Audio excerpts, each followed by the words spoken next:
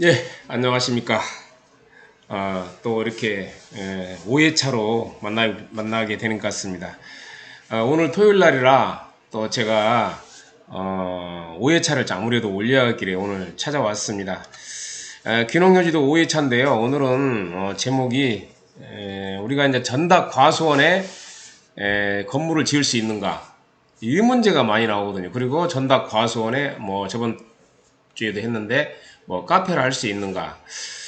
결국은 농지라는 것이 전답 과수원을 말하는데요.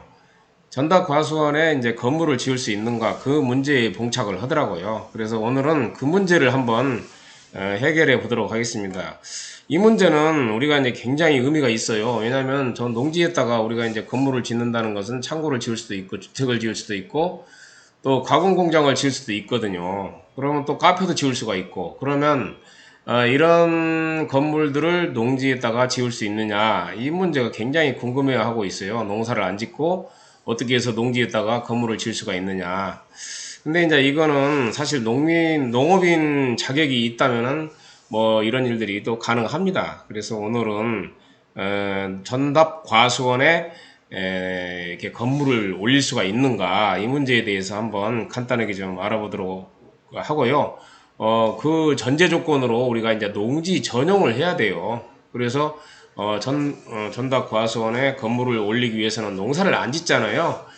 그러면 농사를 안 짓기 때문에 우리가 이제 거기 그 농지를 이제 다른 용도로 바꾼다 이거죠. 전용을 한다. 농사를 안 짓고 다른 용도로 쓰겠다. 그게 이제 농지 전용이거든요. 그래서 농지 전용에 대해서 우리는 오늘은 함께 간단하게 좀 알아보러 왔습니다. 귀농여지도 제 5회차 진행하도록 하겠습니다. 자, 그러면 PPT를 중심으로 한번 살펴보도록 할게요.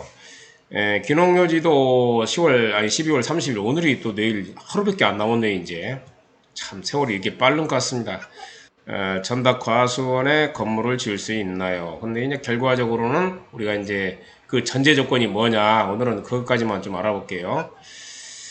자, 농지를 전용한다는 말이 나옵니다. 근데 농지를 전용한다는 말은 무슨 말이냐면요, 농사를 안 짓고 그런 건물을 올리거나 어떤 다른 용도로 주차장으로 사용하거나 어떤 다른 용도로 쓰기 위해서 그 농지를 전용을 해야 되겠죠. 그러면 시군청 농상과나 아니면 농정과에 그 농지계가 있어요. 그래서 농지계에 가셔가지고 농지 전용도 허가가 있고 신고가 있습니다. 허가 사항이 있고 신고 사항이 있거든요. 그래서 절차를 보면은 첫 번째는 허가 신청서를 이제 신고서나 또는 허가 신청서를 제출을 해야 된다는 말이 나오고요. 그 다음에 두 번째는 농지 신청서 농지관리위원회에 제출하는 것은 또 폐지됐네요. 이제 그렇죠. 농지관리위원회 확인이라는 그런 것은 몇 가지 좀 간소화한 것 같습니다. 그 다음에 허가 검토를 이제 공무원들이 심사를 하게 되겠죠. 그 다음에 이제 현장을 반드시 확인을 해요. 아무래도 그 농사를 안 짓고 다른 용도로 뭔가 좀 임대 사업을 하려고 한 거 아닌가, 또 현장을 확인하게 돼 있고요. 농지 전용 허가를 하거나 불허가 통보를 12일 안에 좀 해주게 돼 있습니다. 그 다음에 농지 보존 부담금을 납입을 하죠. 이 농업인 같은 경우에는 지능지역 땅을 우리가 이제 농지 전용하는 경우가 있고, 비지능지역 땅을 농지 전용하는 경우가 있는데, 뭐 지능지역 땅이 문제가 되죠. 비지능지역이야 뭐. 근데 비지능지역도 이제 또 문제가 되기, 그 주택 같은 경우에는 우리가 지난주에 했지만은 집이 없는 사람이 최초로 집을 짓겠다는데 그 허가를 내줘야 되겠죠. 신고만 하면 돼요.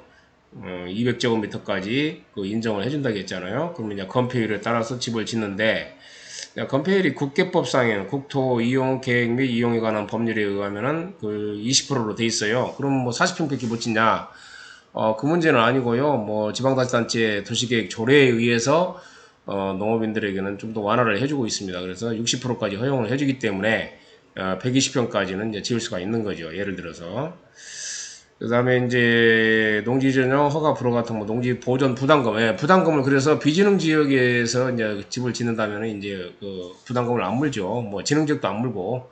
그러나 이제 비지능 지역 같은 경우에는 이제 비농업인에게도 이제 팔 수가 있어요. 근데 5년 안에 팔으면 다시 농지 전용 부담금 30%를 이제 공시지가 기준이거든요. 물어야 되고, 이제 5년이 넘으면 또 괜찮죠. 근데 지능 지역에 집을 지었을 경우에는 비농민한테는 팔 수가 없다. 그리고 농민한테만 팔아야 되고, 이것도 이제 5년 안에 팔으면 이제 농지 전용 부담금 물고 그러게 되겠죠.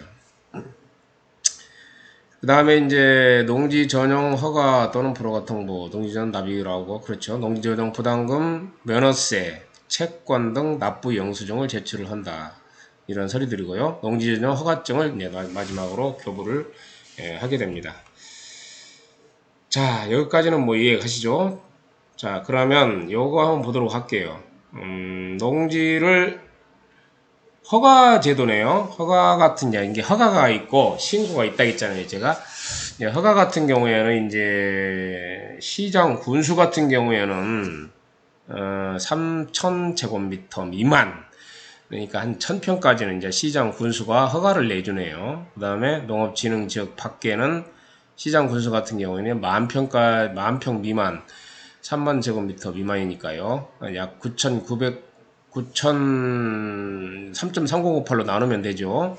33,000 제곱미터가 만평이니까 뭐 9,000평 정도 되나요?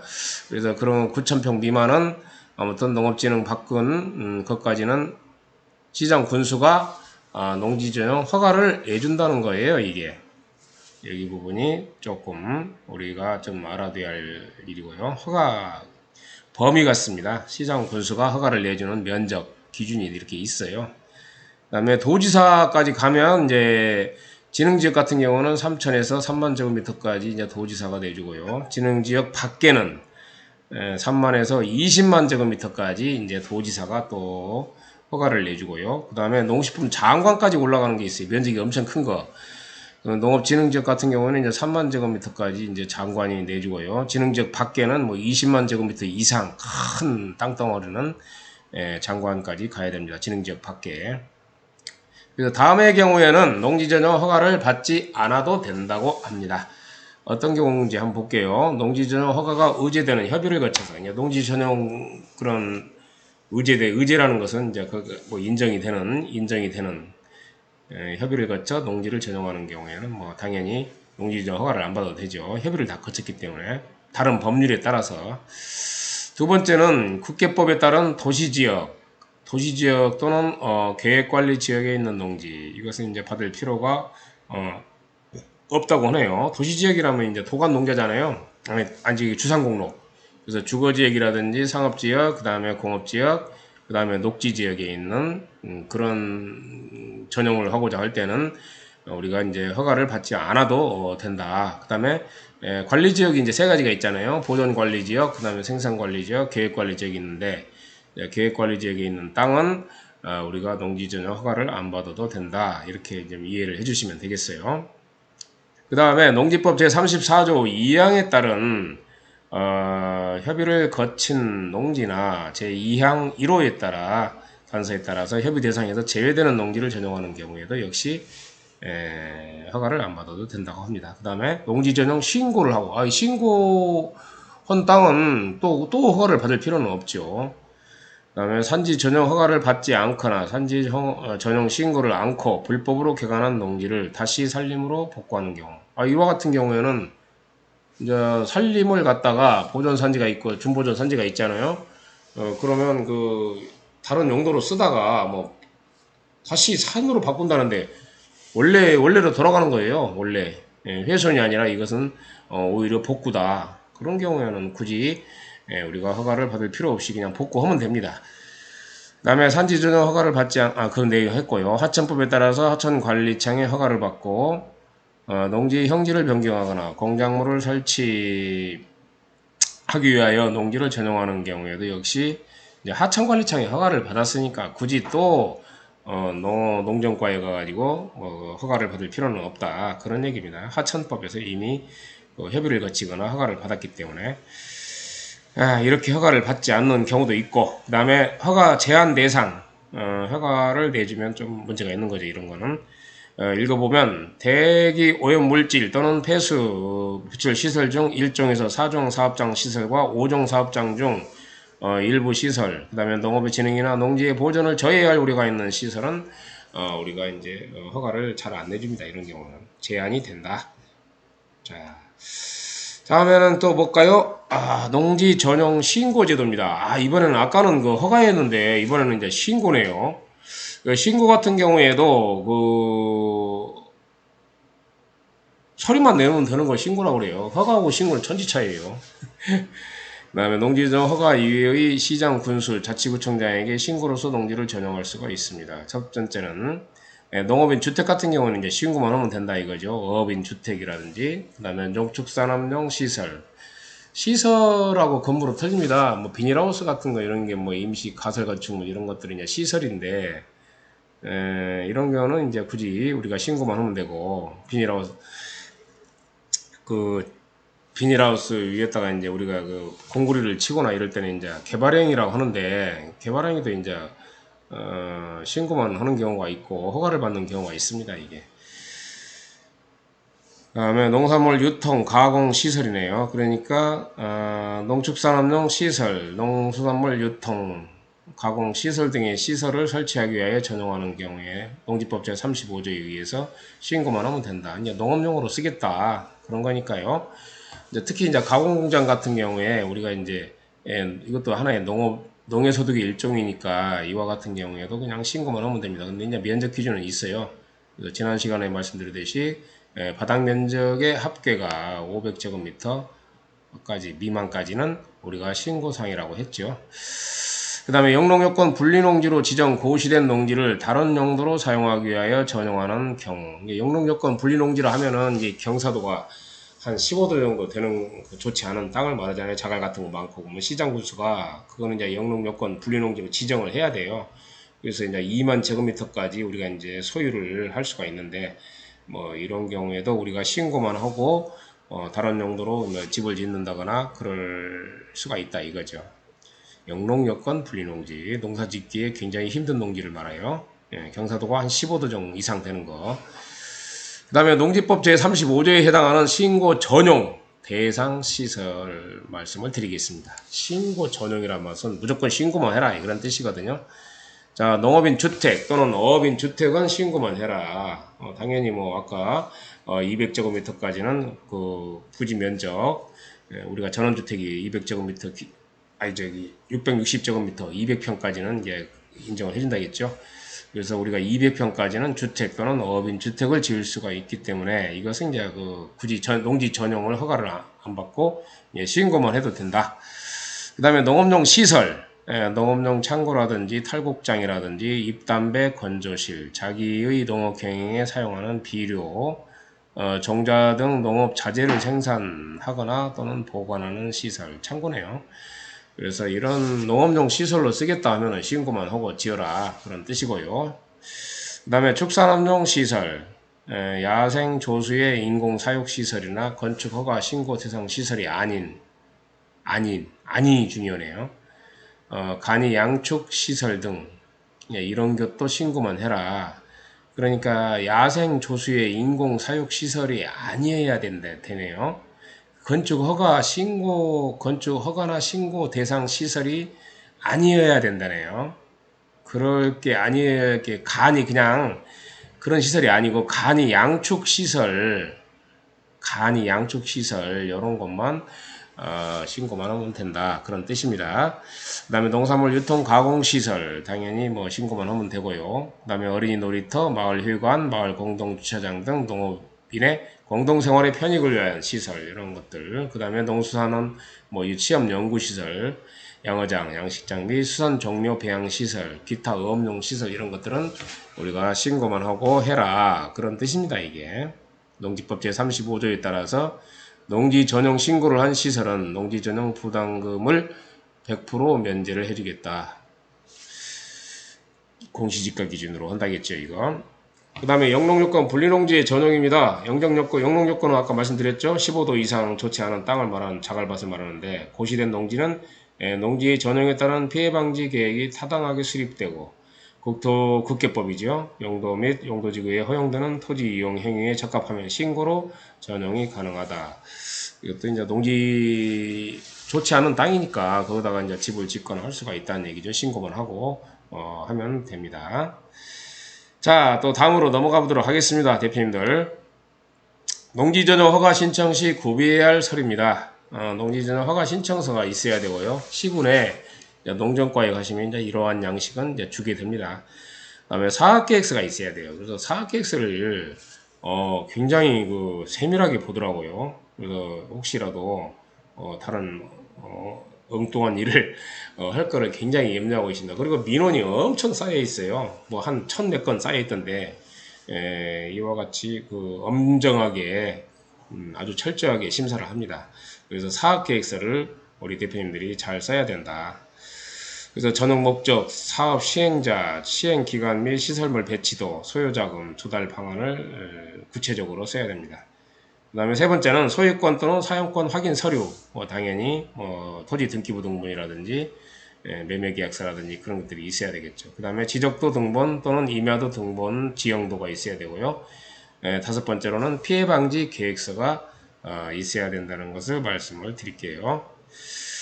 자, 첨부 서류에 최소한 포함되어야 할 내용입니다. 이제 구체적으로 한번 들어가 볼게요. 사업계획 개요서는 전용 목적이 나와야 되고, 어떻게 왜 전용을 나오냐, 사업 시행자는 누구냐, 사업 시행 기간은 언제냐, 시설물 배치도는 구체적으로 이제 그림으로 그리든지 건축사무소에서 아주 그냥 설계를 해가지고 하든지 해서 시설물 배치도가 나와야 되고요. 그 다음에 자금 소요이익도 나와야 됩니다. 그래서 그 다음에 시설물 관리 운영 계획도 나와야 돼요. 그래서 이거를 어떻게 운영할 것이냐, 엉뚱한 일을 못하도록 그렇게 막고 있습니다. 그래서 읽어보시고요. 그 다음에 소유권 입증 서류 이런 것들도 필요하다는 말씀을 드립니다. 자, 이거 뭐 간단하죠. 자, 마지막입니다. 농지전용 허가 신청 시 구비할 서류 계속 나오네요. 지적도 및 지형도도 있어야 된다. 그래서 지적도가 있어야 되겠고요. 3000분의 1 이상의 도면에 전용하고자 하는 구역을 정확하게 표시를 해라. 그 다음에 25,000분의 지형도, 지형도도 있어야 되네요. 농지 이외에 다른 토지 활용 가능성. 그러니까 이제 농지 전용 한다 해놓고는 그 면적만 이용하는 게 아니라 더 그냥 넓혀가지고 농지 전용 해버리기 때문에 지형도가 필요합니다. 구체적으로 딱 그 범위를 정해가지고 농지 전용을 할 수 있도록 지형도가 필요해요. 그 다음에 농지 집단화 정도 및 경사도, 그 다음에 농로, 국어, 농업용 저수지 등 농업 생산 기반 시설 피해 가능성. 그러니까 이제 농지 전용을 하면 창고도 짓고 주차장도 만들고 이제 건물을 지어버리기 때문에 주위 농지에 혹시라도 좀 피해가 오지 않나 이런 것을 좀 검사를 합니다. 그래서 25,000분의 1 이상의 도면에 전용 어디까지냐 정확하게 25,000분의 1 지도에 전용 예정 구역을 표시를 해라.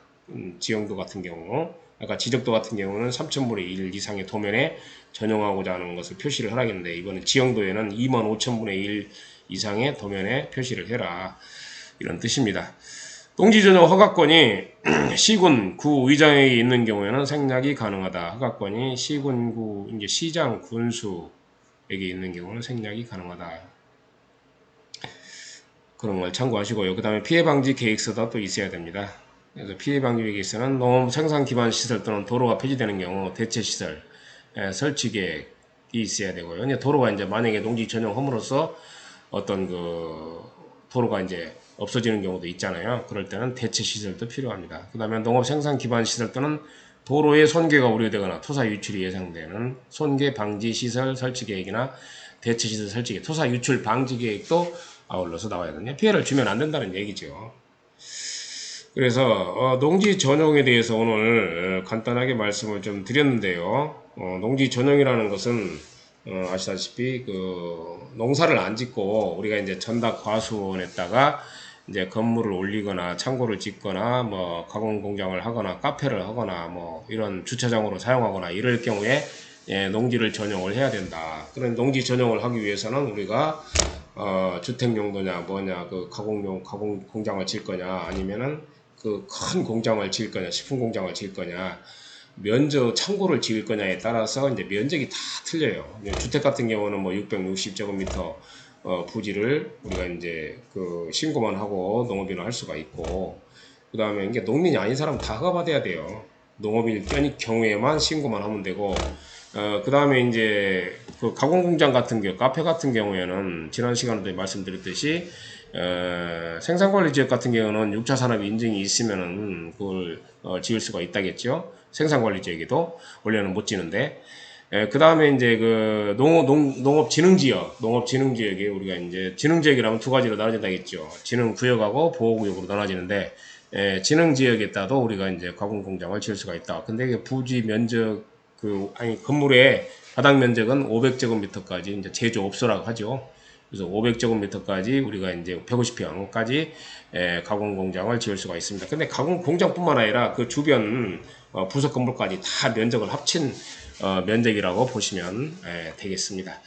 그렇게 해서 우리가 농지를 전용한다는 것은 공시지가 기준으로 30%의 농지 전용 부담금을 물어야 되는데, 이제 농업인들 같은 경우에는 계획처가 있으면은 이러한 부담금을 안 물어도 됩니다. 이건 말씀을 드리고, 자, 그래서 오늘은 농지 전용에 대해서 말씀을 드렸는데, 제목은 사실 전답 과수원에 우리가 건물을 지을 수 있는가, 이런 제목으로 간단하게 좀 말씀을 드렸는데 벌써 20분 넘었네요. 자, 그러면 대표님들 오늘은 여기까지 말씀을 드리고, 또 저는 다음 시간 제 6회차에 좀 뵙도록 하겠습니다. 예, 경청해 주셔서 고맙습니다. 감사합니다. 예, 이렇게 좀 자주 뵈니까 좋네요. 예, 계속 좀 짧게 해야 되는데 오늘도 그냥 좀 길어졌네요. 예, 고생 많이 하셨습니다. 예, 감사합니다.